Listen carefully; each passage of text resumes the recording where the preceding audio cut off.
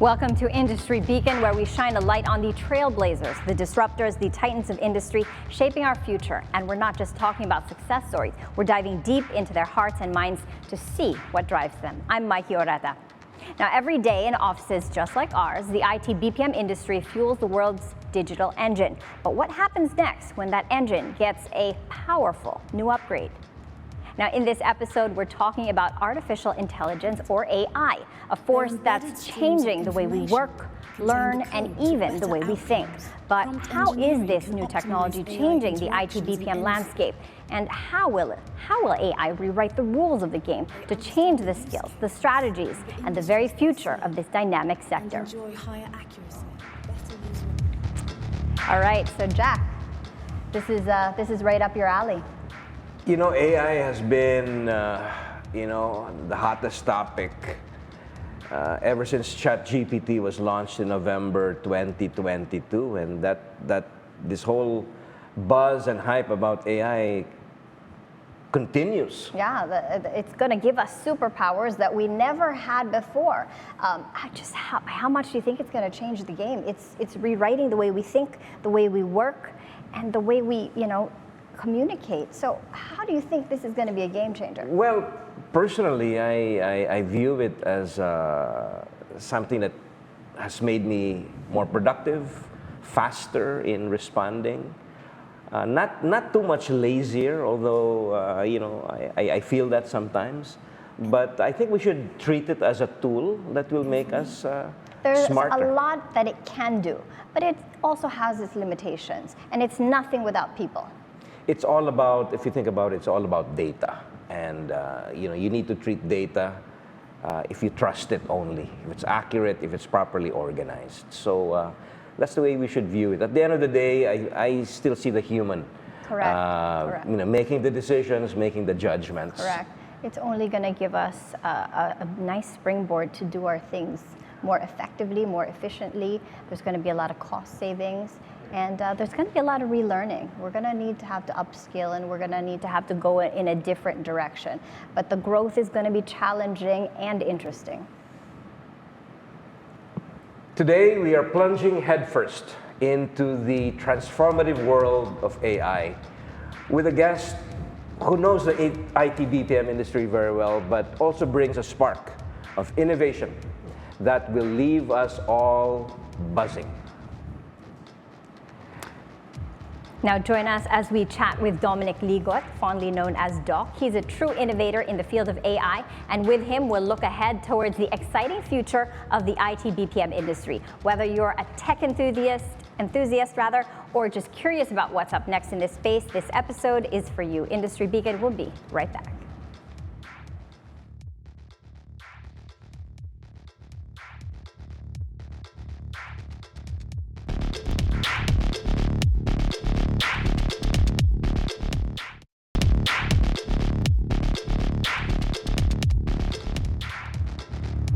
You're still watching Industry Beacon. Here with us in the studio is a true AI luminary of the Philippines, Doc Ligot. Good morning, Doc. Let's dive right into the heart of AI. Hey, Mikey. Hey, Jack. Thanks for having me. We're good to have you. Good to have you. All right, so Doc, while AI is going to spur a lot of job growth, there are a lot of big concerns also that AI is going to lead to a lot of job displacement. What do you think about this? Yeah, certainly any technology, can affect jobs. I mean, some jobs don't exist anymore. Like I keep talking about, there are two kinds of jobs. There are accountants who didn't lose their jobs to Excel. They just adopted Microsoft Excel. And then there are the encyclopedia salesmen, once upon a time, who just got displaced by the internet. So I think the question is which jobs will stay, which jobs will go, and what are the new jobs that are coming up? Yeah, that's a great question. What do you think about that? What's going to stay? What's going to go? And in terms of capabilities, how do we upskill our workforce? AI, all this tech will always need the human element. What are the courses in the universities that we're even going to be needing? What do we need to, what are the courses we need in Ateneo, UP, and LaSalle, and all the other universities in order to harness, to get those jobs of the future? I'll be a bit of a contrarian here because every time people mention AI, they kind of think the usual computer programming, software engineering, data science. Certainly we'll need more of those. But the nice thing about generative AI, which is the latest AI that's hitting us now, is you don't need to be a programmer to use it. You don't need to be a mathematician. It helps if you are. So I feel this is really a turning point. Suddenly AI can be mainstream. And the skill really is prompt engineering. It sounds, I think it's a really bad word because it makes it sound like some sort of programming language. But prompt engineering is simply talking to AI. I would call it prompt etiquette, actually. Jack? You know, the IT-BPM industry is frequently called out as being the most at risk of job disruption, partly because we're so big. Yeah. 1.8 million Filipinos in our industry, over 1,000 BPO companies. But I want the audience to hear it directly from you, Doc. We talk about this all the time. How really is generative AI transforming the industry, and what can we expect in the next 2 to 3 years? Yeah, I think it's important for everyone to understand that when we say AI, everyone's worried about automation, but AI is not just about automation, it's also about augmentation and insight. For example, you use Waze to get around. That's an example of augmentation. You're still driving your car, but you're armed with Waze. And then the other side of that is like a self-driving car.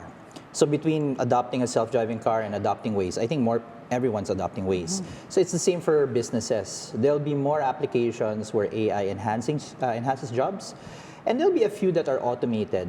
But remember, we automate tasks. We don't automate jobs. So if tasks get automated, jobs will change. Some tasks will go and most tasks will stay. I think that's the most logical way of thinking about it. So there will be some impact on jobs in IT-BPM. Yeah, certainly. Yeah. What are those jobs? Well, the two most popular applications of AI now in IT-BPM is what they call agent assist and document assist. When you say agent assist, your typical call center agent, as they're taking their call, AI is already listening in. And what would have taken a 30-minute resolution can happen in 5 minutes. Because they're already suggesting ways to fix the problem. Yeah. Interesting. I think on a practical level, business owners need to understand what AI can do for them. What are the problems AI coupled with big data can solve? Well, I think Jack mentioned earlier, AI is just about data, primarily. It's data come to life, as I say sometimes. So a lot of it depends on the quality of the data that you feed it. And that's both the AI getting trained and the prompting. If you prompt AI the wrong way, I think a lot of people know about the term called hallucinations, where AI says, funny things. Most of that can actually be traced to bad prompting. If you prompt AI the wrong way, it'll answer the wrong way, and then you want to blame the AI. I think we really need to step back and think it's really humans that drive the behavior of AI, not really AI the other way around. Whose responsibility then, Doc, is the organizing, the structuring, and maintaining of the data? Well, I'll answer that two ways. One is when we talk about roles in AI, people automatically think these are the programmers, the IT types. But there's actually a wide series of roles that we need to look at. Builders are your typical IT people. But we also need to look at the users of AI who may not know how to build it, but they need to know how to use it. Planners are the executives, the owners, who may not even know how to use the AI, but they should at least understand where AI impacts their process. And trainers. Everyone talks about training the workforce, but no one's training the teachers. Correct. That seems to be a kind of a blind spot we have right now. There's no program to do mass education of teachers in AI. Correct. How do you suggest we fill that gap? Because the universities are going to have to adapt. Back in the day, the courses were computer science, computer engineering. They kind of seem a little obsolete now. We need new courses, new teachers, but where are we going to get the teachers to teach the students? Yeah, maybe on courses, I think we're at the point where pretty much every discipline needs to have an AI component. So you're taking psychology, there should be AI-driven psychology, something like that. I took accountancy. Accounting is one of the easiest places to integrate AI.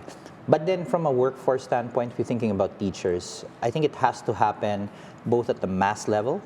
Governments need to step in, do programs for teachers. But then until that happens, I think it's incumbent on every school to step up and start training their teachers. And I think this is the most uncomfortable part of it. people from the industry, people who work, because most of the new knowledge in AI is actually happening in the workplace. Some of us have to come back to school and teach. We need you guys to go back to the schools and teach. Yeah, I think the big challenge is obviously cost. Of course, being a teacher is not just taking a teacher's wage. It's about having that vocation and commitment to teach. But obviously, if we don't provide avenues for people in the industry to come back, then it won't happen. So it's probably going to happen piecemeal first, organically. But then I'm a member of I-BPAP. I lead the AI and research team there. We're working with schools also on a broad basis and linking up with companies like Google and potentially NVIDIA to provide some of that mass training as well. And then maybe later the government can step in. So, Doc, regardless of what you studied in college or your expertise or your present job, AI will have a role in whatever you do. So what are your recommendations on how does one who's not an engineer or not an IT professional, how would you recommend that this person get started to get comfortable? You talked about builders, users and planners. Yeah. Where do you get started? I think the first place is to actually use the tools. Unlike the AI of the past, you needed to know a little bit of math and programming to use it. These tools most of them are free. Some of them have a paid tier, but I think on the free tier, you can just access them even using your mobile phone. If you can get on a Zoom call, you can get on these AI tools and start asking questions. I think that's also counterintuitive for many people. Talking about ChatGPT, for example, people kind of still treat it like Google or Wikipedia. They keep their queries very short. That's actually the worst way to use it. You should talk to these AI like you would talk to people, like you would talk to humans, and have repartee. The more conversations you have with the AI, the more accurate it gets because it starts to understand what you're doing. That's counterintuitive right now. Interesting, and that's generative AI. Yes. That's the classic example of generative AI. It's not just a one-stop shop. It knows you the more you try to get to know it, the more you use it. Like etiquette. That's interesting. Yeah. Is that just in one frame?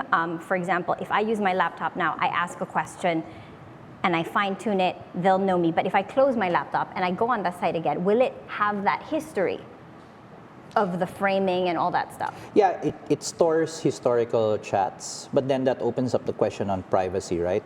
So you all have the option to delete your old chats so that AI won't remember it. But I guess it's a mix of both. Some chats you want to keep around, like I have my go-to conversations about specific topics. I just leave them around because as more information is provided, the chatbot gets sharper. But then some tactical stuff, maybe I'm asking about my career. Like I recommend this to students. Upload your CV and then get your dream job and ask the AI, how well do I match my dream job? What are the top 5 things I need to cover, like a gap? I think that's some of the best career advice you can give anyone today. You just ask AI how to bridge that gap. Fantastic, the resources that are available now. Go ahead, Jack. So Doc, what do you think are the most critical skills needed, for our population, including the youth, as they enter this world of AI? You mentioned curiosity. That's certainly one. What else is important? Well, another counterintuitive thing. Previously, we used to think of AI as something like quantitative, mathematical. But Gen AI is anything but. In fact, you don't want to be using it for math problems. That's what creates a lot of these hallucinations. But you use it for soft skills. You use it for critical thinking. You can use it for planning. And these are areas where we weren't previously comfortable using machines because these are things we do. But then ask AI, give me top 10 suggestions on your next vacation. Given this location, you might get something interesting. Or if you have a particular problem, hey, here's my problem, here's my constraint. Give me 5 suggestions on how I might go about it, any problem. And sometimes you'll get a gem of a suggestion. Yeah, it's interesting. The way it's setting itself apart from Google, where we used to ask all our questions.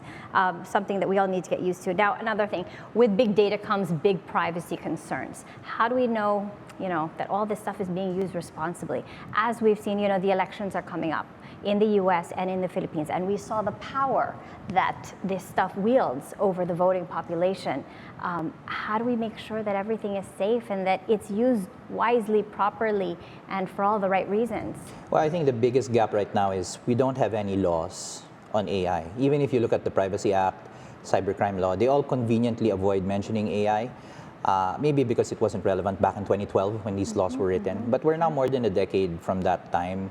We need to write AI legislation and regulation. But then the challenge there is, how informed is that regulation? There's at least 7 bills now pending in Congress. I think they all come from a good place. Like, one was looking at labor, another was looking at deepfakes. But I think the same as education, we need private sector and experts to weigh in so that these laws are crafted properly. But yeah, in a nutshell, the big challenge is we can't rely on technology to police itself. It has to come from And again, us. we need humans. We need us. We will always be relevant. Yeah. Doc, you mentioned deepfakes, which I have a question about later on. But I'd like to ask you about a topic that is very important for the IT-BPM industry, the skills gap, and how we're going to deal with the advent of AI. What are the skills that are most important and relevant that you recommend for our workforce to reskill on? Specifically, IT-BPM, I think we built that industry on the basis of really good communication, critical thinking, soft skills. I think where there might be some hesitation is that's exactly where AI can also help, There's a lot of AI tools now that can instantly translate, let's say, English to Spanish, and pretty soon even local languages. That's both an opportunity and a risk for us.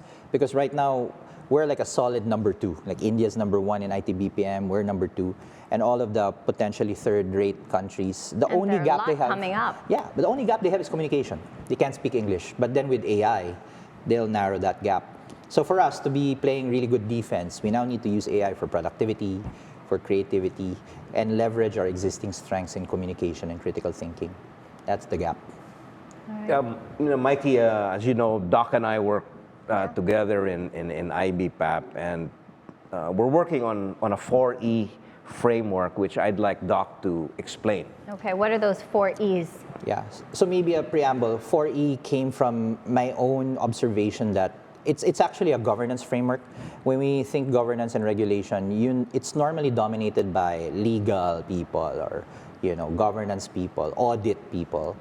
But then to encourage AI adoption, you need other voices to come in. So first E is education. So we don't need just specialists. Let's educate everyone, mass education, like what Finland and Dubai are doing. Second E is engineering. So yeah, just bring all the nerds in. Let's build better models. We have a very small data center industry. We need that if we want to build AI, right? Then you have the enforcement. That's the third E. That's where the lawyers come in. And I think we're talking too much about punishment. Like, you go to jail if you do this. Where are the incentives? That's also regulation. Like, where are the bonuses and the grants if some smart student develops AI? A lot of other countries have that. And then the last is more of a broad thing, like ethics. You notice the word ethics suddenly became popular when AI came out. And it's because AI is doing stuff that humans used to do, but without the ethics of humans. So we need to step in again and try to reinforce values in the way AI is used. Okay, it's about time to wrap up. One question. If you were to, education was your first E, and it's a top E. If you were to develop a new course in college to suit the needs of tomorrow in this field, what would that be? What would it be about? Well, as I said, every other course needs to be AI-driven. I think prompt engineering is the easiest thing to integrate. And then another popular thing in the past is design thinking. I think design thinking with AI can be a massive thing. How do we build better products and services, but with AI this time? All right. Thank you, Doc. Well, I do have one last question, Doc. I'll save the deepfakes for another time, but let's talk about the cost of AI. Are companies able to measure the ROI of their AI investments? Yeah, that's another counterintuitive thing. So you get into AI as a company, what are you going to do? You're going to buy hardware, software, you're going to hire people. Those are all costs. The only time the ROI comes in is if AI helps you make better decisions, faster decisions, and less errors. Predictive stuff, too. Yes, like Waze, Well, Waze doesn't have a cost, but it's only when Waze brings me to the right path and saves me a couple of minutes on my travel time. That's the ROI. So we need to think about what's the Waze for your business. That's the ROI. Thank you so much for your insights, Doc. As we step back into the limelight, let us all collectively embrace the ever-changing landscape of technology. Our transformative journey will continue to be fueled by innovation, collaboration, and the relentless pursuit of excellence. From breakthroughs in artificial intelligence to the symphony of code that paves the way for our digital future, we will continue to learn, create, and grow. And that's it for today's show. I'm Mikey Oreta. Catch the Bilyonaryo News Channel on Free TV Channel 31 and on cable via Signal Channel 24. Thanks for watching the Bilyonaryo News Channel, always on top.